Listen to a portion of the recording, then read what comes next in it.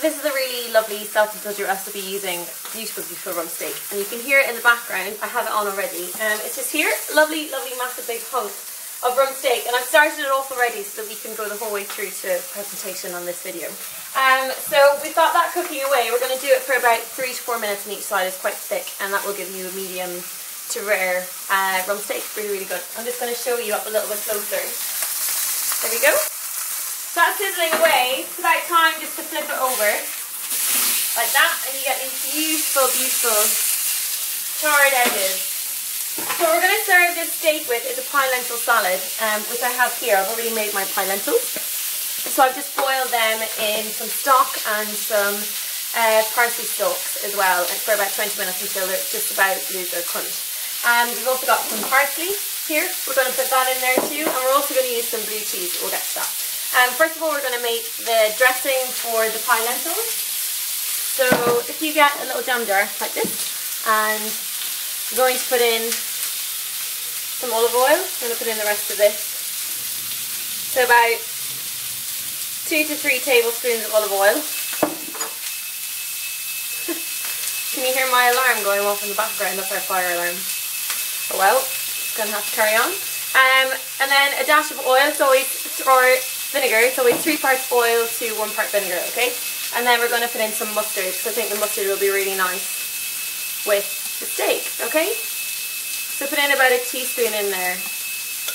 And then some salt, like so. And all you need to do for this is put a lid on and shake it. Shake it, shake it, shake it, shake it.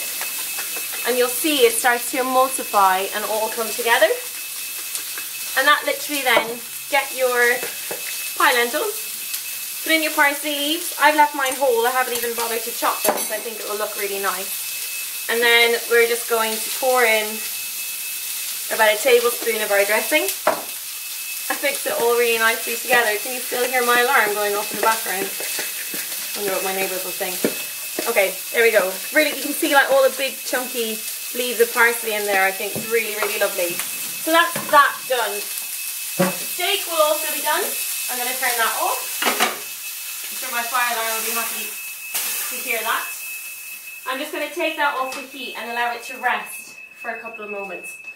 So here you see, there it is, all really nicely charred. I'm just going to let that rest. Whenever you cook steak or any kind of meat, if you let it rest, all the juices go back into the meat, and it just makes it a lot more tender and juicy on the inside. If you think about slicing open straight away, you're going to lose all of those beautiful juices inside, which is a shame. So where are we? Can you hear it? Can you hear it? What's next? What's next? Yes, we're only going to use half of that steak because this is one of our weekly shopping list thingies where we're going to make about 4 dishes from all the ingredients that we buy in the supermarket. So I'm only going to use half of that, which is why I got quite a big one, which is about £5, which I think is quite good. And we're also going to do it with some blue cheese. So I got this little hunk of blue cheese here, and I went for Cashel Blue this time around, and we're just going to kind of flake it up and kind of sprinkle it all on top of the steak. So that should be about enough for it to rest. If you have time, I would leave it maybe a little bit longer. Okay, we're just going to slice it in half. Like so, and I'm just going to slice it into thin strips all the way down, like so.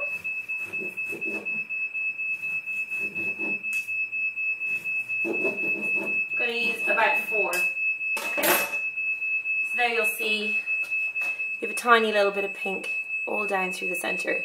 If I was doing this again, I might leave it for a little bit less time. It depends on how you like your steak done. Okay, so let's plate up. For that, we need a plate, obviously. Get your pie lentil salad, and we're just literally going to spoon it on to the centre of the plate. If you want, you don't necessarily, I've used English mustard, but you don't necessarily need to use English mustard. You can use honey grain mustard if you like, which is a little bit sweeter if you've got a sweet tooth. So there you have your bit of salad, and then I'm literally just going to lay my pieces of meat all along the side. And this is a really nice springtime lunch or dinner, or if you want you can make it the night before and bring it in to work with you for the next day. I'm just going to get a chunk of blue cheese and I'm just going to lay them all around my salad, because I think the blue cheese will be really nice with the pie lentils. And go as heavy or as light on the blue cheese as you like. It's completely up to you. Oh look, it stopped just completely on its own. You wouldn't want to be in an actual fire really. So there you go, that's it. Lovely, really nice. If you don't like blue cheese, which lots of people don't, totally feel free to leave it out. But as always, mix around with it, have fun with it, do what you like and follow your own taste. Don't always feel like you have to stick to your recipe. So that's dish number 1 for this week. Enjoy.